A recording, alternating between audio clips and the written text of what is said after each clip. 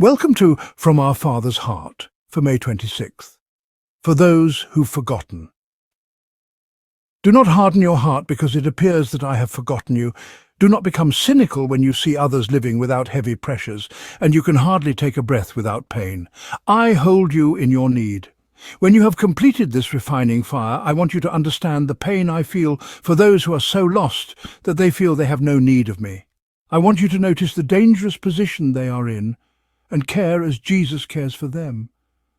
You are being trained to have compassion for others who have forgotten their need of me and learning to delight in my will being done in their lives. Don't give up. Press into me, I am with you. Romans 8:9-17 NIV. You, however, are controlled not by the sinful nature but by the Spirit, if the Spirit of God lives in you. And if anyone does not have the Spirit of Christ, he does not belong to Christ. But if Christ is in you, your body is dead because of sin, yet your spirit is alive because of righteousness. And if the Spirit of him who raised Jesus from the dead is living in you, he who raised Christ from the dead will also give life to your mortal bodies through his Spirit who lives in you.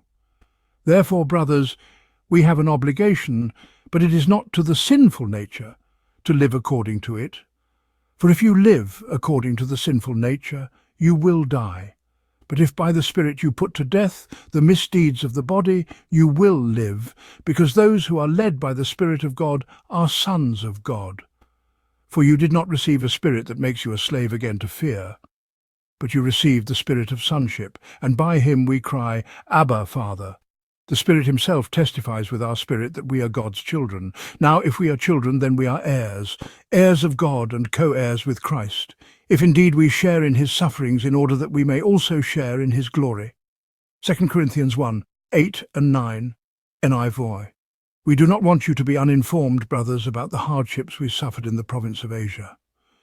We were under great pressure, far beyond our ability to endure, so that we despaired even of life.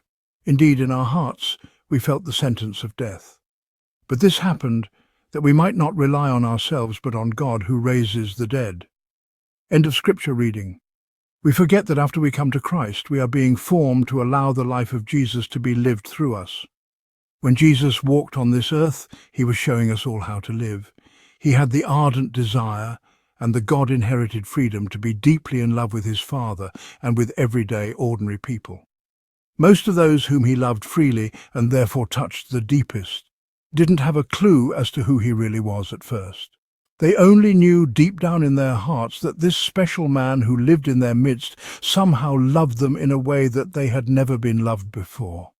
It was a love that contained a mysterious kind of power, and they wanted to find out what that power was.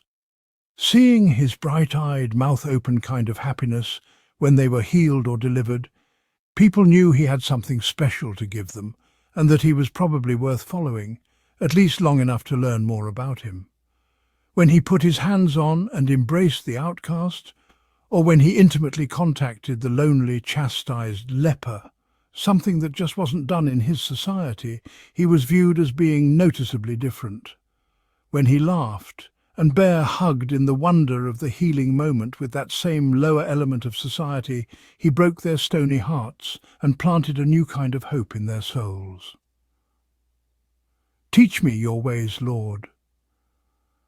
The Lord bless you and keep you. The Lord make his face shine upon you and be gracious to you. The Lord lift up his countenance upon you and give you peace.